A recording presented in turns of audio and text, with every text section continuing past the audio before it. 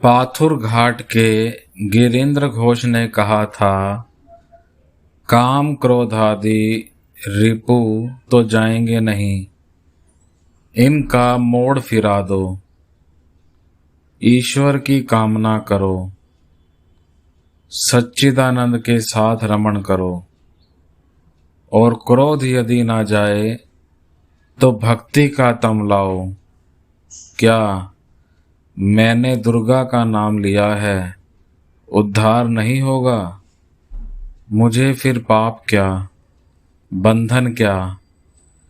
तत्पश्चात ईश्वर लाभ करने का लोभ करो, ईश्वर के रूप पर मुग्ध हो। अगर अहंकार करना ही है तो यह अहंकार करो कि मैं ईश्वर का दास हूँ, मैं ईश्वर का लड़का हूँ। इस प्रकार छहों रिपुओं का मोड़ फिरा देना चाहिए। डॉक्टर, इंद्रिय संयम करना बड़ा कठिन है। घोड़े की आंखों पर दोनों ओर पर्दा लगा दो। किसी किसी घोड़े की आंखें तो एकदम ही बंद करनी पड़ती हैं। श्री राम कृष्ण, उनकी यदि एक बार कृपा हो जाए, ईश्वर का यदि दर्शन मिल जाए, आत्मा का यदि एक बार साक्षात हो जाए, तो फिर कोई भय नहीं। तब फिर छहों रिपु कुछ नहीं कर सकते। नारद प्रहलाद जैसे सब नित्य सिद्ध महापुरुषों को इतना करके आंखों के दोनों ओर पर्दा नहीं देना पड़ता। जो लड़का स्वयं बाप का हाथ पकड़कर खेत की मेड़ पर चलता है, वह जरा सा भी असावधान होते ही बाप का हाथ छोड़कर पोखरे में गिर सकता है। किंतु बाप ने जिस लड़के का हाथ पकड़ लिया है, वह कभी भी पोखरे में नहीं गिरता।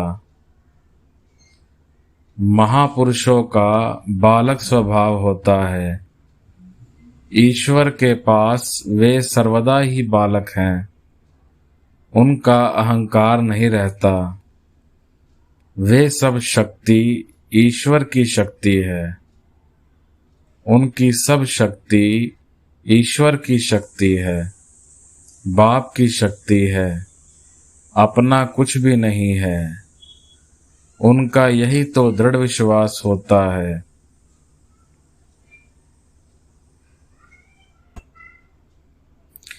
डॉक्टर, पहले घोड़े की आंखों पर दोनों ओर पर्दा बिना दिए क्या घोड़ा बढ़ना चाहता है?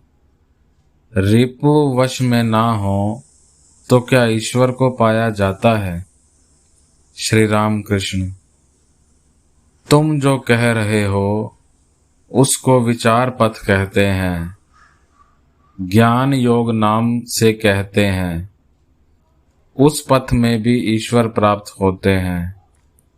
ज्ञानी जन कहते हैं, पहले चित्त शुद्धि होना आवश्यक है, पहले साधन चाहिए, तभी ज्ञान होगा। भक्ति पथ से भी उन्हें पाया जाता है। यदि ईश्वर के चरण कमलों में एक बार भक्ति हो जाए, यदि उनका नाम गुणगान करना अच्छा लगे, तो फिर इंद्रिय संयम की ओर चेष्टा नहीं करनी पड़ती। अपने आप ही रिपु वश में हो जाता है। यदि किसी को पुत्र शोक हो जाता है, उस दिन क्या वह और किसी व्यक्ति के साथ झगड़ा कर सकता है अथवा न्योते पर जाकर खा सकता है?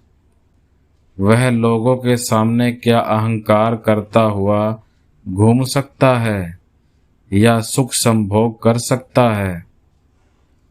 बरसाती कीड़ा यदि एक बार आलोक देख लेता है, तो फिर क्या वह अंधकार में रहता है? डॉक्टर, सहास्य, फिर तो जलकर ही मरूं वही स्वीकार है।